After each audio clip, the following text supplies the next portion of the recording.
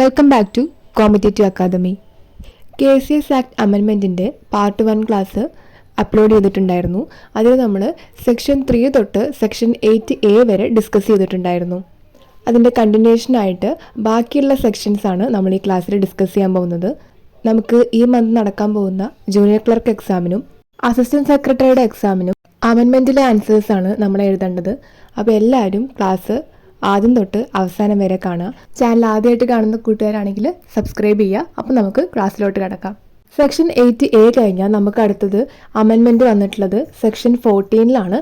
Section 14 പറയുന്നത് amalgamation, merger, transfer of asset and liability and division of society ആണ്.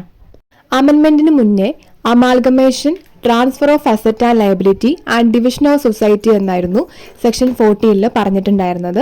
അമെൻമെൻറ്റിന് ശേഷം ഇതിൽ മെർജർ കൂടെ ആഡ് ചെയ്തിട്ടുണ്ട്. അപ്പോൾ നമുക്ക് എന്തൊക്കെയാണ് അമെൻമെൻറ്റ്സ് വന്നിട്ടുള്ളതെന്ന് ഡീറ്റെയിൽ ആയിട്ട് നോക്കാം. അമെൻമെൻറ്റിലെ പാർട്ട് വായിക്കുന്നതിന് മുന്നേ അമെൻമെൻറ്റിന് മുന്നേ സെക്ഷൻ 14 എന്താണ് പറഞ്ഞിട്ടുള്ളത് എന്ന് ചുരുക്കി ഞാനൊന്ന് പറയാം. അമെൻമെൻറ്റിന് മുന്നേ ഇതിൽ പറഞ്ഞിട്ടുണ്ടായിരുന്നത് ഒരു സംഘത്തിൻ്റെ അസറ്റ് ആൻഡ് ലയബിലിറ്റി ട്രാൻസ്ഫർ ചെയ്യാൻ വേണ്ടിയിട്ടോ അല്ലെങ്കിൽ അമാൽഗമേഷൻ നടത്താനോ ഡിവിഷൻ നടത്താനോ വേണ്ടിയിട്ട് GB-യിൽ 2/3 മെജോറിറ്റിയുടെ റെസൊല്യൂഷൻ പാസ്സാവണം. എങ്കിൽ മാത്രമേ amalgamation, division, transfer of asset and liability നടത്താൻ സാധിക്കുകയുള്ളൂ എന്നതായിരുന്നു സെക്ഷൻ 14 അമെൻമെൻറ്റിന് മുന്നേ പറഞ്ഞിട്ടുണ്ടായിരുന്നത്. ഇത്തരത്തിൽ റെസൊല്യൂഷൻ പാസ്സായി കഴിഞ്ഞാൽ ആ വിവരം അംഗങ്ങളെ 15 ദിവസത്തെ GB നോട്ടീസ് നൽകി അറിയിക്കുകയും ഈ നോട്ടീസ് ലഭിച്ച് 2 മാസത്തിനകം അവർക്ക് അവരുടെ ഓഹരികളോ നിക്ഷേപങ്ങളോ വായ്പകളോ എന്തെങ്കിലും പിൻവലിക്കണം എന്നാണെങ്കിൽ പിൻവലിക്കാനുള്ള അവസരവും ഉണ്ടായിരിക്കും. ഇത്രയും കാര്യങ്ങളായിരുന്നു നമ്മൾ അമെൻമെൻറ്റിന് മുന്നേ സെക്ഷൻ 14 പഠിച്ചിട്ടുണ്ടായിരുന്നത്. അമെൻമെൻറ്റ് വന്നതിന് ശേഷം ഇതിൽ ചെറുതായിട്ട് ചില മാറ്റങ്ങൾ വന്നിട്ടുണ്ട്. ഒന്നാമത്തെ മാറ്റം ഹെഡിങ്ങിൽ വന്ന മാറ്റമാണ്. അമാൽഗമേഷൻ, ഡിവിഷൻ ഇതിൻ്റെ കൂടെ മെർജിങ്ങും കൂടെ ആഡ് ചെയ്തിട്ടുണ്ട്. അത് നമ്മൾ ഹെഡിങ് പറയുമ്പോൾ തന്നെ പറഞ്ഞിട്ടുണ്ടായിരുന്നു. അപ്പോൾ ഇവിടെ എവിടെയൊക്കെയാണോ amalgamation, division, transfer of asset and liability ഇവയെക്കുറിച്ച് പറയുന്നത് അവിടെയൊക്കെ മെർജിങ്ങും കൂടെ ആഡ് ചെയ്തിട്ടുണ്ട്.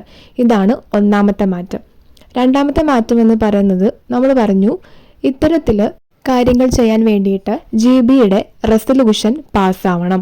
GB-യുടെ അപ്രൂവലാണ് ആവശ്യമെന്നായിരുന്നു നമ്മൾ ആദ്യം പഠിച്ചിട്ടുണ്ടായിരുന്നത്.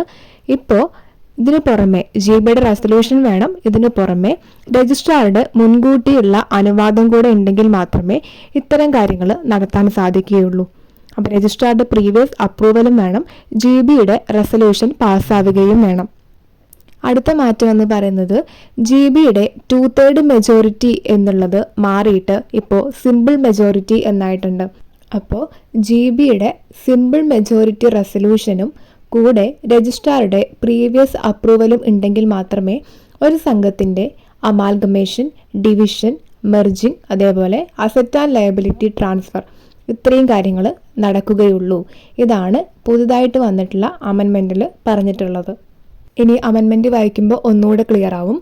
A society may, with the prior approval of the registrar, by a resolution passed by a simple majority of the members present and voting at a general body meeting of the society. ഇതാണ് നമ്മളിപ്പോൾ പറഞ്ഞത്. GB-യുടെ simple majority resolution പാസ്സാവുകയും രജിസ്ട്രാറുടെ മുൻകൂട്ടിയുള്ള അനുവാദവും ഉണ്ടെങ്കിൽ നമുക്ക് സെക്ഷൻ 14 പറയുന്ന കാര്യങ്ങൾ ചെയ്യാൻ സാധിക്കും. അതായത് transfer its asset and liability in whole or in part to any other society, divide itself into 2 or more societies, amalgamate any 2 or more societies and form a new society. അതായത് ഒരു സൊസൈറ്റീൻ്റെ അസറ്റും ലയബിലിറ്റിയും മുഴുവനായിട്ടോ ഭാഗികമായിട്ടോ വേറൊരു സൊസൈറ്റിക്ക് transfer ചെയ്ത് കൊടുക്കാനോ ഒരു സൊസൈറ്റീനെ divide ചെയ്തിട്ട് 2 അതിലധികമോ society ആക്കി മാറ്റാനോ 2 അതിലധികമോ സൊസൈറ്റീസിനെ അമാൽഗമേറ്റ് ചെയ്തിട്ട് പുതിയൊരു സൊസൈറ്റി ഫോം ചെയ്യാനോ മേലെ പറഞ്ഞുള്ള രജിസ്ട്രാറുടെ അപ്രൂവലും GB-യുടെ റെസൊല്യൂഷനും പാസ്സാവണം. സെക്ഷൻ 14 സബ്സെക്ഷൻ 2A പുതുതായിട്ട് ആഡ് ചെയ്തിട്ടുണ്ട്. അതായത് മെർജിങ് ആഡ് ചെയ്തു എന്ന് പറഞ്ഞില്ലേ, അപ്പോൾ അതിൻ്റെ ഡീറ്റെയിൽസ് ആണ് സബ്സെക്ഷൻ 2A പറയുന്നത്. അതെന്താണെന്ന് നോക്കാം. Notwithstanding anything to the contrary contained in any other law in force or in the rules or in the bylaws of any society One or more societies may merge with any other society by a resolution passed by simple majority at the GB meeting of each such society. അതായത് ഈ subsection പ്രകാരം ഒന്നോ അതിലധികമോ സൊസൈറ്റീസിന് വേറൊരു സൊസൈറ്റിയുമായിട്ട് merge ചെയ്യാനുള്ള permission നൽകുന്നുണ്ട്. ഇതിനു വേണ്ടിയിട്ടും GB സിമ്പിൾ മെജോറിറ്റി പാസ്സാവണം. RCSന്റെ പ്രയർ അപ്രൂവലും ആവശ്യമാണ്. സെക്ഷൻ 14 അമെൻമെന്റ്സ് ഇത്രയേ വന്നിട്ടുള്ളൂ. Section 14 amalgamation, division, transfer of asset and ലയബിലിറ്റിയുടെ കൂടെ മെർജിങ്ങും കൂടെ ആഡ് ചെയ്തു. അതേപോലെ ഇതിനു വേണ്ടിയിട്ട് GB റെസൊല്യൂഷൻ പാസ്സാക്കുന്ന ടൈമിൽ 2/3 മെജോറിറ്റി മാറ്റി സിമ്പിൾ മെജോറിറ്റി ആക്കി. അതേപോലെ RCSന്റെ പ്രയർ അപ്രൂവലും ആവശ്യമാണ് എന്നുള്ളത് കൂടെ കൂട്ടിച്ചേർത്തു. ഇത്രയും മാറ്റമാണ് സെക്ഷൻ 14 വന്നിട്ടുള്ളത്. ഇനി നമുക്ക് അടുത്ത സെക്ഷൻ നോക്കാം. Section 14A promotion of subsidiary institutions for the economic welfare of members. ഇവിടെ അമെൻമെന്റിന് ശേഷം 5 സബ്സെക്ഷൻ കൂടെ ആഡ് ചെയ്തിട്ടുണ്ട്. സബ്സെക്ഷൻ 2 വീണ്ടും 2A, 2B, 2C, 2D, 2E എന്നിങ്ങനെ 5 സബ്സെക്ഷൻ സെക്ഷൻ 14A ആഡ് ചെയ്തിട്ടുണ്ട്. അപ്പോൾ നമുക്ക് അതെന്തൊക്കെയാണെന്ന് ഡീറ്റെയിൽ ആയിട്ട് നോക്കാം. സബ്സെക്ഷൻ 2A ഇങ്ങനെയാണ് പറയുന്നത്: The share capital contribution or financial assistance to the subsidiary institution shall be made from the balance net profit of the society as provided under subsection 2 of section 56, and any further investment in subsidiary institutions from the society or bank other than share capital shall be released as loan as per the norms as may be specified by the registrar. അതായത് ഒരു subsidiary ഇൻസ്റ്റിറ്റ്യൂഷന് വേണ്ടിയിട്ട് share capital കോൺട്രിബ്യൂഷനോ financial അസിസ്റ്റൻസോ കൊടുക്കുന്ന സമയത്ത് ഇത്തരം കാര്യങ്ങൾ നമ്മുടെ section 56 പ്രകാരം, എന്തായിരുന്നു section 56? Division of net profit. അപ്പോൾ സെക്ഷൻ 56 പ്രകാരമുള്ള എല്ലാ കാര്യങ്ങളും പാലിച്ചുകൊണ്ടായിരിക്കണം ഇവിടെ ഷെയർ ക്യാപിറ്റൽ കോൺട്രിബ്യൂഷൻ നടത്താൻ വേണ്ടിയിട്ട് എന്നതാണ് സബ്സെക്ഷൻ 2A ആഡ് ചെയ്തിട്ടുള്ളത്. അതേപോലെ ഷെയർ ക്യാപിറ്റൽ കോൺട്രിബ്യൂഷൻ അല്ലാണ്ട് വേറെ എന്ത് ഫിനാൻഷ്യൽ അസിസ്റ്റൻസ് കൊടുക്കുകയാണെങ്കിലും അത് ലോൺ ആയിട്ട് വേണം കൊടുക്കാനായിട്ട്, അതായത് വായ്പയായിട്ട് വേണം കൊടുക്കാനായിട്ട്. അങ്ങനെ ലോൺ കൊടുക്കുന്നതിന് രജിസ്ട്രാറുടെ അനുവാദവും ആവശ്യമാണ്. ഇതാണ് പുതുതായിട്ട് ആഡ് ചെയ്തിട്ടുള്ള സബ്സെക്ഷൻ 2A പറയുന്നത്. സബ്സെക്ഷൻ 2B പറയുന്നത് any society or bank which had availed any financial assistance from government shawl include nominees of government of Kerala, A board of directors of the subsidiary institutions as may be prescribed. അതായത് ഗവൺമെന്റിൽ നിന്നും എന്തെങ്കിലും financial assistance വാങ്ങിക്കുന്ന സംഘങ്ങളാണെങ്കിൽ അവരുടെ subsidiary ഇൻസ്റ്റിറ്റ്യൂഷൻ്റെ board of ഡയറക്ടേഴ്സിൽ ഗവൺമെൻറ്റിൻ്റെ നോമിനീസിനെ ഉൾപ്പെടുത്തിയിരിക്കണം. ഇതാണ് subsection 2B പറയുന്നത്. അപ്പോൾ ഗവൺമെൻറ്റിൽ നിന്നും ഫിനാൻഷ്യൽ അസിസ്റ്റൻസ് വാങ്ങിക്കുന്ന സംഘങ്ങളിൽ സബ്സിഡിയറി ഇൻസ്റ്റിറ്റ്യൂഷൻ തുടങ്ങുന്ന സമയത്ത് അവരുടെ സബ്സിഡിയറി ഇൻസ്റ്റിറ്റ്യൂഷൻ്റെ ബോർഡ് ഓഫ് ഡയറക്ടേഴ്സിൽ ഗവൺമെൻറ്റിൻ്റെ നോമിനീസിനെ ഇൻക്ലൂഡ് ചെയ്തിരിക്കണം എന്നതാണ് സബ്സെക്ഷൻ 2B ആയിട്ട് ആഡ് ചെയ്തിരിക്കുന്നത്. അടുത്ത subsection 2C. The registrar shall conduct audit, inspection and verification of records in the subsidiary institutions as may be prescribed. അതായത് സബ്സിഡിയറി ഇൻസ്റ്റിറ്റ്യൂഷൻ്റെ audit, inspection, verification of records തുടങ്ങിയ കാര്യങ്ങൾ RCS അഥവാ രജിസ്ട്രാർ ആയിരിക്കണം നടത്തേണ്ടത്. ഇതാണ് പുതുതായിട്ട് ആഡ് ചെയ്തിട്ടുള്ള സബ്സെക്ഷൻ 2C പറയുന്നത്. 2D പറയുന്നത് any share capital contribution or financial assistance to the subsidiary institution from the society or bank shall be allotted with the prior approval of the registrar based on the resolution passed by the general body of the society or bank concerned. അതായത് ഒരു subsidiary ഇൻസ്റ്റിറ്റ്യൂഷനിൽ share capital കോൺട്രിബ്യൂഷനോ അതേപോലെയുള്ള financial അസിസ്റ്റൻസോ നൽകുന്ന സമയത്ത് അതിനു വേണ്ടിയിട്ട് ആദ്യം GB റെസൊല്യൂഷൻ പാസ്സാവണം. അതിനുശേഷം RCSൻ്റെ അനുമതിയും ലഭിക്കണം.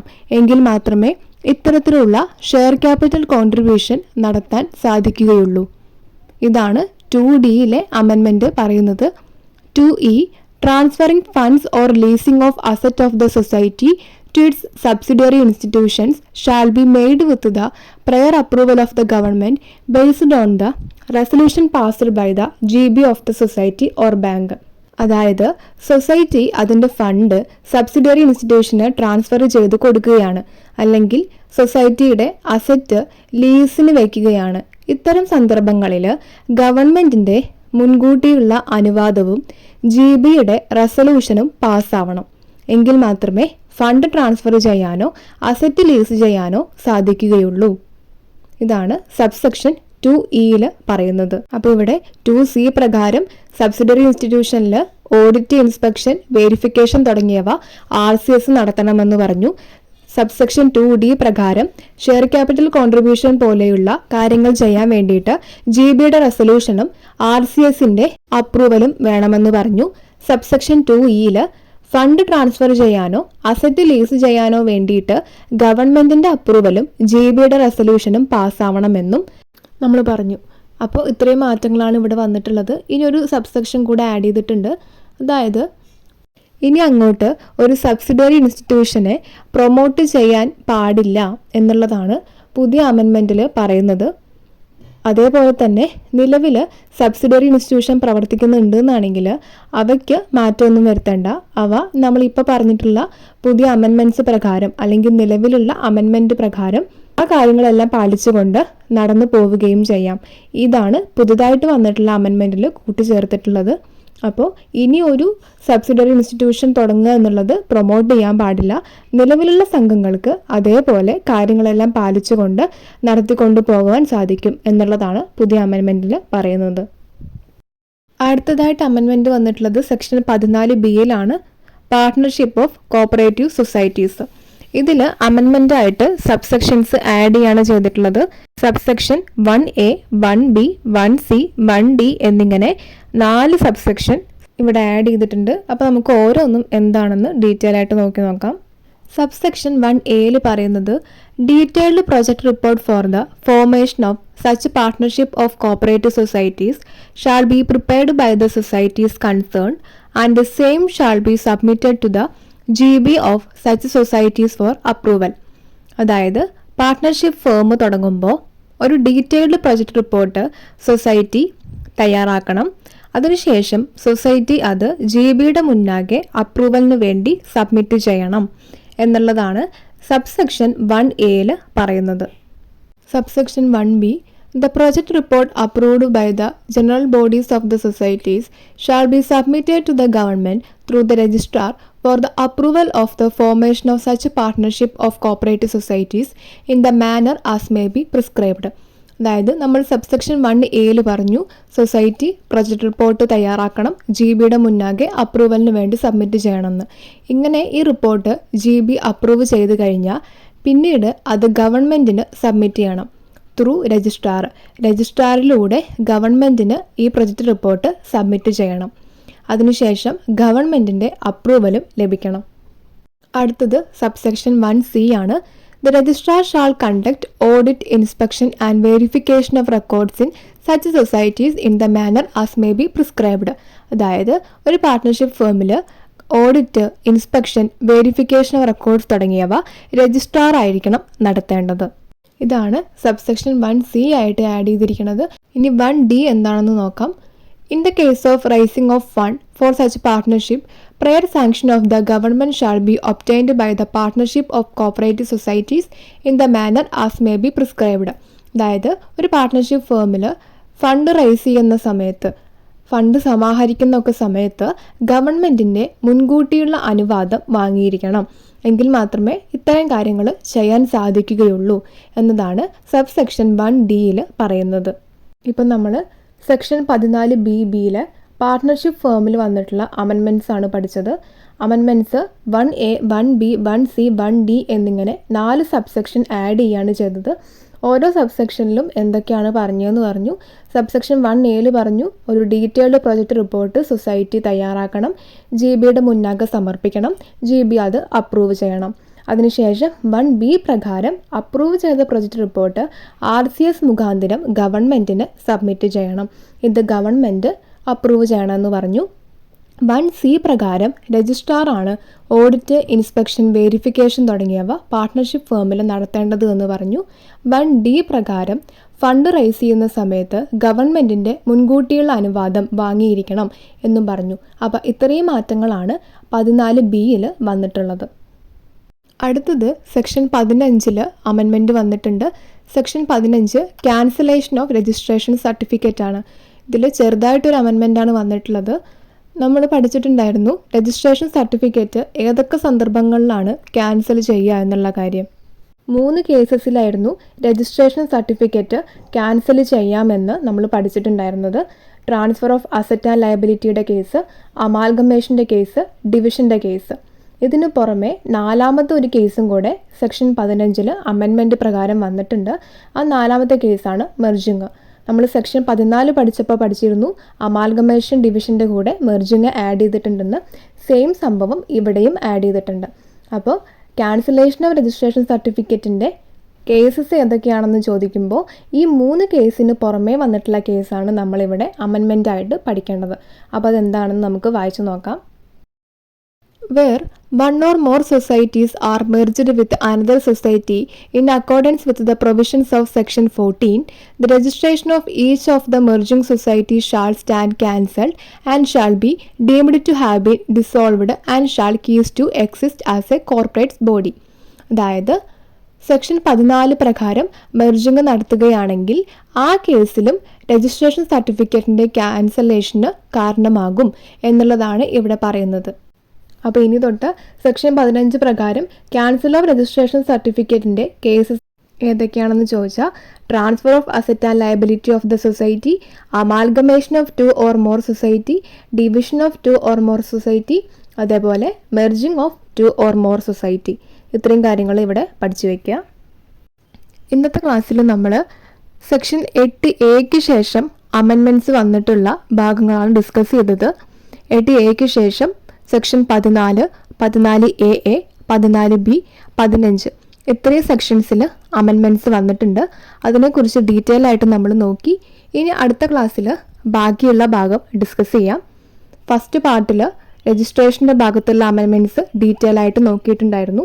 അപ്പോൾ അത് കാണാത്തവരുണ്ടെങ്കിൽ അത് കാണുക. ബാക്കി അമെൻമെൻറ്റ്സിൻ്റെ ക്ലാസ്സും JCI, കേരള ബാങ്ക് ഇവയുടെ ക്ലാസ്സും വരുന്ന ക്ലാസ്സിൽ അപ്ലോഡ് ചെയ്യുന്നതായിരിക്കും. അപ്പോൾ ചാനൽ ആദ്യമായിട്ട് കാണുന്ന കൂട്ടുകാരാണെങ്കിൽ സബ്സ്ക്രൈബ് ചെയ്യുക. അപ്പോൾ ഓക്കെ, താങ്ക് യു.